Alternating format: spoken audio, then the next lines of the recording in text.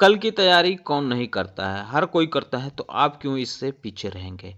कल क्या हो सकता है बाजार में, क्या खबरें महत्वपूर्ण रहेंगी, इस पे हम इस वीडियो में चर्चा करेंगे।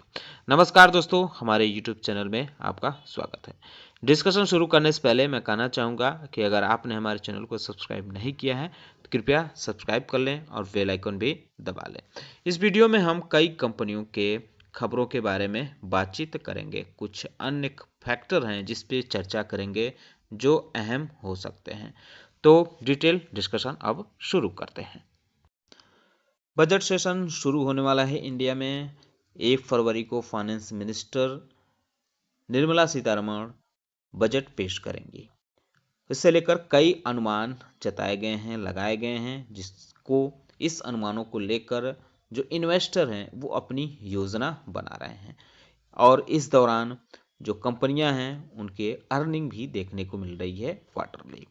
और भी कई ग्लोबल फैक्टर हैं। अमेरिका में सरकार बदली है तो वहाँ के अनाउंसमेंट, फेड रेट कट का जो है डिसीजन, उसको लेकर अनुमान, इन सारी फैक्टर हैं जो हमारे मार्केट को ऊपर नीचे कर रहे हैं।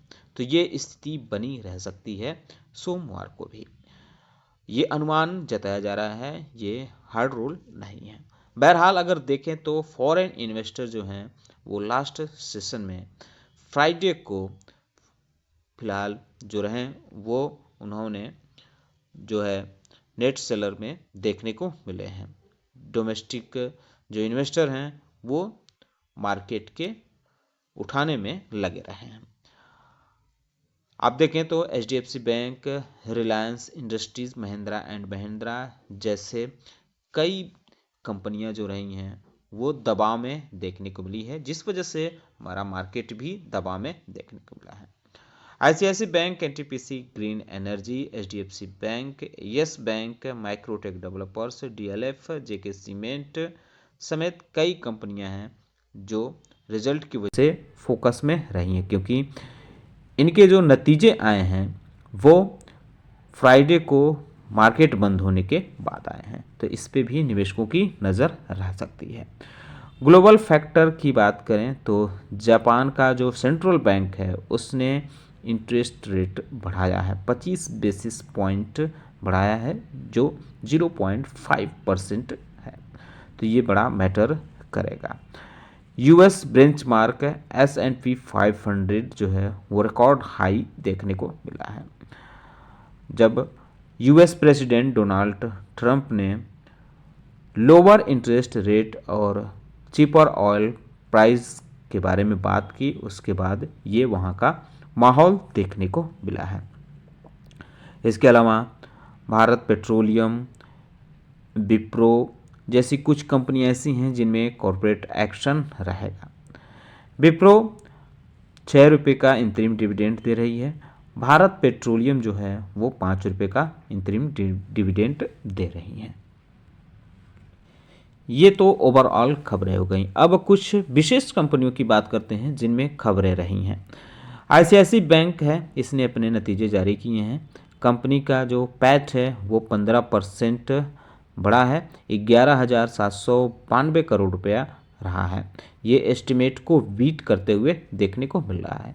नेट इंटरेस्ट इनकम की बात करें तो ये 9.1% बढ़ा है और 20,370 करोड़ रुपये रहा है, जो पोल के कमज़ोर देखने को मिला है। ग्रॉस NPA इसका करीब करीब 2% बढ़ा है, जो लास्ट ईयर इतना ही देखने को मिला था, यानी मामूली चेंजेस देखने को मिल रहा है ये इसका ग्रॉस NPA में।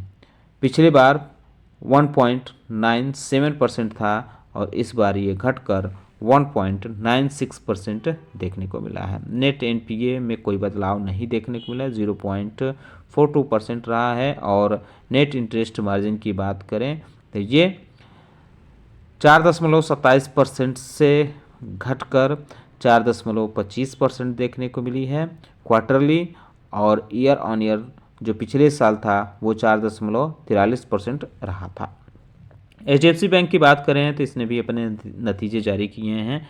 इसका पैट 339 करोड़ रुपये रहा है, जो पिछले साल के मुकाबले 52.5% कम है और एस्टिमेट को भी इसने टच नहीं कर पाया, उससे भी कमज़ोर देखने को मिला है। नेट इंटरेस्ट इनकम इसका हालांकि 14.5% पिछले साल के मुकाबले बना है, 49 करोड़ रुपये इसने दर्ज किया है और एस्टिमेट के आसपास देखने को मिला है।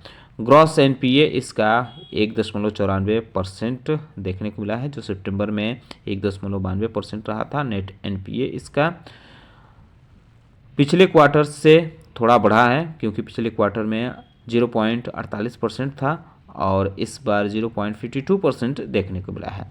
येस बैंक ने अपने नतीजे जारी किए हैं, इसका पैट 221 करोड़ रुपए रहा है। ये एस्टिमेट से काफ़ी बेहतर देखने को मिल रहा है, क्योंकि इसका एस्टिमेट 538 करोड़ रुपए लगाया गया था। नेट इंटरेस्ट इनकम इसका 10% से ज़्यादा बढ़ा है, 2223 करोड़ रुपए रहा है। ये एस्टिमेट के आसपास देखने को मिला है। ग्रॉस एनपीए में कोई बदलाव नहीं हुआ है, 1.6% रहा है। नेट एनपीए में भी स्थिति बरकरार देखने को मिल रही है, 0.5% की। जेएसडब्ल्यू स्टील ने जो नतीजे जारी किए हैं उसमें बताया है कि उसका पैट डाउन हुआ है 71%, 719 करोड़ रुपए कंपनी ने पैट दर्ज किया है, जबकि इसका एस्टिमेट लगाया गया था कि 573 करोड़ रुपए रह सकता है। तो इससे बेहतरीन देखने को मिला है एस्टिमेट से कंपनी का पैट। रेवेन्यू फ्लैट रहा है 41,378 करोड़ रुपए, हालांकि इसका एक्सेप्टेशन जो था वो 40,545 करोड़ रुपए रहा था। एबिटा इसका डाउन हुआ है 22% से ज़्यादा, 5579 करोड़ रुपए रहा है और इसका एस्टिमेट 5,122 करोड़ रुपए रहा था। एबिटा मार्जिन की बात करें तो ये 17.1% से घटकर 13.5% रही है, जबकि इसकी पोल थी 12.6%। तो इसका जो नंबर है वो गिरा है, लेकिन एस्टिमेट से अच्छा देखने को मिल रहा है। ये बड़ा अपडेट इसमें है। इंडिगो ने अपने नतीजे जारी किए थे, इसके पैट जो है वो 18% डाउन हुआ है ईयर ऑन ईयर। 2448 करोड़ रुपये कंपनी का पैट रहा, जबकि इसका एस्टिमेट 3152 करोड़ रुपये का लगाया गया था। रेवेन्यू इसका 14.25% के आसपास बढ़ा है, 22,110 करोड़ रुपये कंपनी ने रेवेन्यू दर्ज किया है, जबकि इसकी उम्मीद थी कि 21,909 करोड़ रुपये दर्ज करेगी। एबिटा की बात करें तो एबिटार जो है इसका 11.25% बढ़ा है, 6,058 करोड़ रुपये रहा है। फॉरेक्स लॉस जो है इसका 1456 करोड़ रुपये रहा है, जो पिछले साल के इसी क्वार्टर में 51 करोड़ रुपये रहा था। एबिटा मार्जिन की बात करें तो ये 28.1% से घटकर 27.4% देखने को मिली है। गोदरेज कंज्यूमर प्रोजेक्ट ने भी अपने नतीजे जारी किए हैं। कंपनी का पैट जो है 14% से ज़्यादा डाउन हुआ है, 14.25% के आसपास 498 करोड़ रुपए कंपनी ने पैट दर्ज किया है, जो एस्टिमेट से कम देखने को मिल रहा है। रेवेन्यू की बात करें तो इसका ये 3% बढ़ा है और 3748 करोड़ रुपए रहा है। ये जो है एस्टिमेट से ज़्यादा देखने को मिल रहा है। एबिटा डाउन हुआ है 10.25%, 755 करोड़ रुपए कंपनी ने एबिटा दर्ज किया है, इसकी एक्सेप्टेशन 757 करोड़ रुपए रहा था, तो इन लाइन देखने को मिल रहा है एक्सेप्टेशन के। एबिटा मार्जिन की बात करें तो ये 23% से घटकर 20.1% देखने को मिला है, हालांकि इसकी जो एस्टिमेट लगाई गई थी वो 20.3% की लगाई गई थी। इंडियन बैंक की बात करें तो इसका पैट 34.5% गिरा है, 2516 करोड़ रुपये कंपनी ने पैट दर्ज किया है। नेट इंटरेस्ट इनकम 11% बढ़ा है, 6,070 करोड़ रुपये कंपनी ने नेट इंटरेस्ट इनकम दर्ज किया है। ग्रॉस एनपीए जो है पिछले क्वार्टर से कम हुआ है। पिछले क्वार्टर में 4.41% कंपनी का ग्रॉस एनपीए था और इस बार 3.69 करोड़ रुपए रहा है।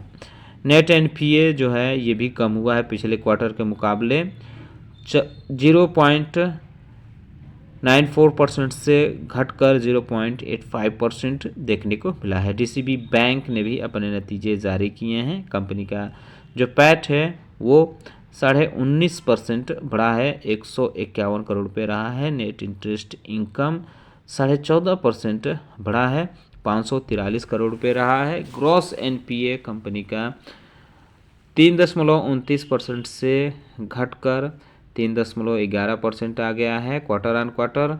और नेट एनपीए 1.17% से घटकर, माफ़ कीजिएगा, 1.17% से बढ़कर 1.18% रहा है। एयू स्मॉल फाइनेंस बैंक की बात करें तो फाइनेंशियल ईयर 2025 में कंपनी की लोन ग्रोथ गाइडेंस जो है वो कट हुई है, 25% से घटाकर अब 20% कर दी गई है।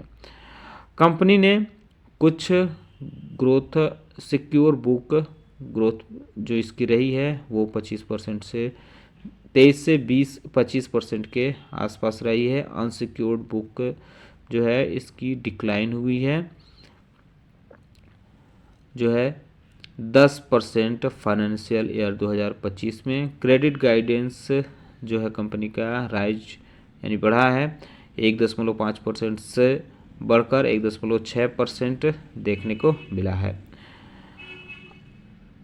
जो हाल ही में 1.3% से 1.4% देखने को मिला था। ROA जो है इसका एक्सपेक्टेड जो है कम लगाया जा रहा है, हाल ही में ये 1.6% था जिसे अब 1.6% रखा गया है। क्रेडिट एक्सेस ग्रेमीन की बात करें तो इसकी लोन ग्रोथ गाइडेंस जो है रिवाइज्ड हुई है, अब 8 से 12% से घटाकर 7 से 8% कर दी गई है। नेट इंटरेस्ट मार्जिन गाइडेंस जो है वो भी बदली गई है, ये अब 12.8% से 13% कर दी गई है। क्रेडिट कॉस्ट गाइडेंस जो है उसे बढ़ाया गया है, अब 4.5% से 5% से बढ़ाकर 6.7% से 6.9% कर दिया गया है।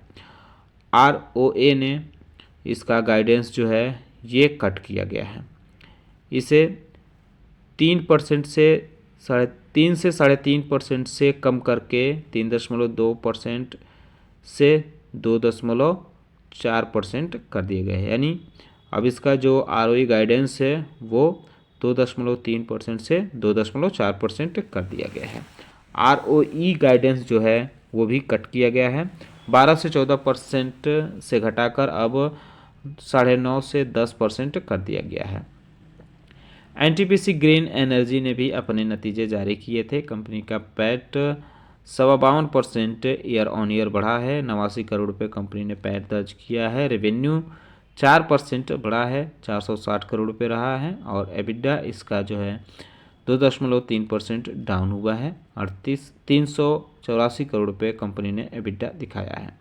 एबिडा मार्जिन की बात करें तो ये कम होते हुए देखने को मिल रहा है, पिछले साल 88.9% था जो इस बार 83.5% हो गया है। NTPC की बात करें तो इसने भी अपने नतीजे जारी किए हैं। कंपनी का नेट प्रॉफिट 3% बढ़ा है, 4711 करोड़ रुपये रहा है, जो एस्टिमेट से कमज़ोर देखने को मिला क्योंकि इसका एस्टिमेट 4822 करोड़ रुपये लगाया गया था। रेवेन्यू की बात करें तो रेवेन्यू कंपनी की बढ़ी है 4.8% ईयर ऑन ईयर, 41,352 करोड़ रुपये कंपनी ने रेवेन्यू दर्ज किया है। हालांकि ये भी अनुमान से कमज़ोर देखने को मिल रहा है क्योंकि अनुमान 41,740 करोड़ रुपये का लगाया गया था। एबिडा इसका 20% बढ़ा है और 11,960 करोड़ रुपये रहा है, ये एस्टिमेट से बेहतरीन देखने को मिल रहा है। मार्जिन की बात करें तो 25.2% से बढ़कर कंपनी की मार्जिन 28.9% रही है, ये एस्टिमेट जो था 27.5% से बेहतरीन देखने को मिल रहा है। रेलिगेयर एंटरप्राइजेज लिमिटेड के बारे में बात करें तो इसमें भी एक अपडेट देखने को मिल रहा है। ग्लोबल इन्वेस्टर दिग्विजय गायकवाड़ उन्होंने एक ओपन ऑफर किया है बर्मन फैमिली जो 26% स्टॉक 275 रुपये पर इक्विटी के लेकर, तो ये अपडेट इसमें देखने को मिल रही है। तो बर्मन फैमिली का जो ओपन ऑफर है वो 235 रुपये पर इक्विटी रखी गई है, तो इसका जो है कंपटीशन देखने को मिल रहा है ओपन ऑफर को लेकर। इसके अलावा कोचिन शिपयार्ड पे भी अपडेट है। कंपनी को एसएम के लॉन्ग टर्म लिस्ट में अब स्टेज 1 में डाल दिया गया। पहले यह कंपनी स्टेज 2 में देखने को मिलती थी, तो इसको एसएम लिस्ट में राहत मिली है। साथ ही साथ इसकी सर्किट लिमिट अब 10% कर दी गई है। वहीं वारे रिन्यूएबल्स टेक्नोलॉजी लिमिटेड को एसएम के लॉन्ग टर्म लिस्ट से बाहर किया गया है। तो ये बड़ा अपडेट इसके लिए भी देखने को मिल रहा है। तो ये खबरें थी, अपडेट था। कैसा लगा है बताना ना भूले। साथ ही साथ हमारे चैनल को सब्सक्राइब कर ले, बेल आइकन दबा लें। वीडियो देखने के लिए बहुत बहुत धन्यवाद।